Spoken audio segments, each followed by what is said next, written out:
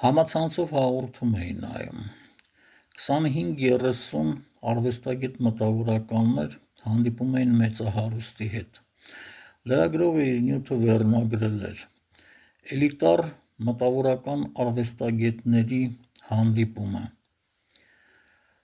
Հանդիպումը բավականին գորշ էր, ոչ մեծահարուստն էր կոնկրետ ինչ-որ բան ասում, ոչ էլ մտավորականները, որոնց լրագրողն անվանել էր էլիտար։ Ամենայն հավանականությամբ էլիտար մտավորականներին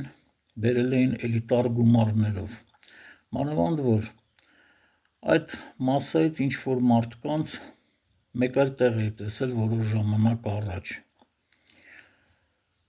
Ընդհանրապես իմ կարծիքով վերջին մտավորականները մահացել են երևի մի 20-25 տարի առաջ։ Հնարավոր է դա Հրանտ Մաթևոսյանն էր կամ Համո Սահյանը։ 90-ական թվականներին մի լրագրող կար։ Այն ժամանակ ինչ ասես գրում, ինչ ասես չէին ասում։ Այս լրագրողը մտավորական բառը անչափ շատ էր օգտագործում։ Եվ թե գրավոր խոսքում, թե բանավոր խոսքում «ռ» տառի փոխարեն այդ բառում «ռ» էր արտասանում կամ գրում։